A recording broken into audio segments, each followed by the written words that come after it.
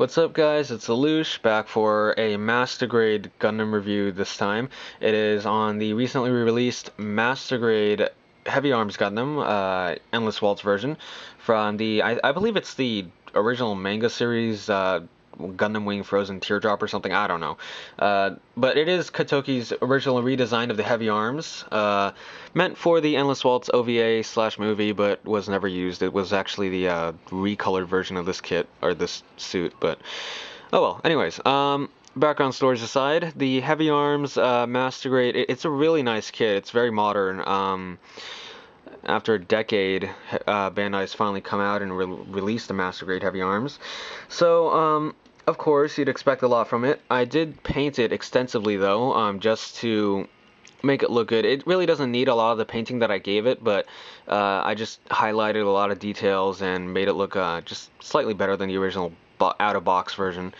To start off, you got the thrusters on the back here that were originally all gray. I painted them silver on the edges and red on the inside. You have these silver things here on the backpack were painted. They came in all gray. For the head, they do give you 3 stickers for the forehead camera, back of the head, and eyes, but of course I didn't use any. I painted the eyes in a metallic green and black acrylic. And then the forehead camera actually has light piping because I used clear green paint on the forehead, and it runs all the way through to the back of the head, which I also use clear green paint on, so the light goes through, shines through, looks really cool in the light. So that's pretty good. Beyond that, not much else for surface painting. Oh, the silver guns here, there's little Vulcans on the shoulders slash torso, chest area, was painted silver. They came originally in gray, which is supposed to be gray, but I added some silver touches around the kit to just bring out some detail. Now, articulation, of course, it's pretty darn good. The arms can rotate all the way around here. They can actually come forward for holding the gun. And they can rotate below the shoulder, bend at the elbow, up about that far. Can almost touch his shoulder. And the wrists here have this nice joint that allows it to go up and down and side to side a bit, and the actual wrist itself has a ball joint which allows it to rotate and wiggle. And the thumb, for the hands, the thumb is stationary. It's on its own with a little ball joint there, and the rest of the fingers, these 4 fingers, they can be swapped out with other different hand options, which I will show later. The waist can rotate side to side, only about that far until the crotch and back crotch area butt piece obstructs the waist. Still not bad. The head can move up and down and rotate side to side, move all around really, very free moving, and it can do the chicken. 2 neck joints. The front skirt, the skirts in general are really good. They're all individual, so the front skirts can go up and down by themselves. It's nice, they're kind of like double jointed, so it can go up and down and go out, and the back skirts can too. They're individual by themselves, and so can the side skirts. They can all come up pretty far, which allows the legs very free range of motion. Legs can rotate right there, and the thigh armor can possibly pop off.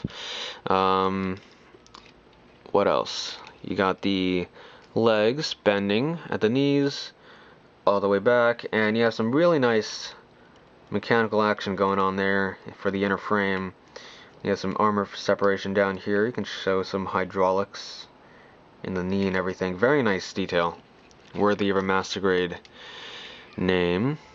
Now the feet, the toes can only bend downward, they can't bend upwards, so it can't really kneel, but you know, it's suitable for airborne poses. Ankles can rotate side to side, up and down, basic Master Grade stuff. The ankle guards are actually kind of serve as a secondary ankle, the way they're made, so it doesn't really is that paint? Oh, whoops. But the ankle guards can't really move, so to speak. But that doesn't really hinder any articulation for the feet. Now for accessories and other stuff around the heavy arms, the hands, they do give you quite a few spare hands. These open palm ones for the both right and left hands. They're swapped out pretty darn easily. Just take those pieces off and peg it right on there. If I can get it on there. Oh my. Always been kind of difficult. Why? Why you no go on? Wow, that's interesting. It's kind of... Oh! There we go. Come at it from another angle and it goes right on there. So there you go. There's the heavy arms with its open palm hand. And it does also come with 2 pairs of beam saber holding hands. These. And 2 other pairs of gun holding hands. I'll show these off later and what they're actually meant to hold. But they're basically two pairs of open finger hands. Or weapon holding hands. Now, for other basic accessories, the Heavy Arms does come with its equipable Swiss Army knife or Army knife in general. Very basic, it's like 3 pieces. The knife itself was all gray. I painted it silver on the edge. Add a little contrast. And it can, there's a peg, it's kind of tacked on. It's not like the original Heavy Arms where it was an integral part of the arm. This is like, you can just remove it, take it off easily. It goes into shield holes on the left or right arm. It's normally on the right. You can put it on the left if you want to. But it normally goes on the right. So it looks pretty darn good. Very nice. Now, beyond that, it also does have the optional beam saber forearm that was used in the one episode when Hero used it against Zex and its tall geese. But it's nice that they included it. I really don't care for it. The way Bandai what they want you to do is not part swap it pretty easily. It's when you build it, it goes onto the inner frame of this arm. So I'm not going to show it simply because you have to take the entire forearm apart to put this on. And I don't care for it anyway. The beam saber comes off pretty easily, and they do not give you a clear green beam, but you do get one. You can get one from like any other Wing Gundam Master Grade. This one is from the Wing Gundam version Ka. Works pretty well. And beyond that, like I said, it's nice Bandai included it. I don't care for it. I'm sure not a lot of people do either, but you know, it's there. That's what counts. Now, for the Heavy Arms itself, it does have a lot of armaments and guns right on itself without any external weapons. As far as that goes, you do get the chest gatlings or nipple guns, whatever you want to call them, where he's showing his strutting his stuff. The doors do open up pretty nicely. The chest gatlings, the entire chest cavity itself came completely in gray at first. I painted it silver for the individual gatlings, and the little gold and gray, the little gold and green bit on the center chest right there was painted. And the cockpit here can also open up, showing a little Showa Barton in there. You can barely see him. Overall, looks nice. Spray painted it actually silver. And the rest of it, of course, you do get the opening missile pods on the shoulders and the opening missile pods on the skirts right here. These come open, and the ones on the legs flip open, revealing a whole mess of missiles. So there it is. There's the Heavy Arms fully open up with all its missiles, kind of flashing you.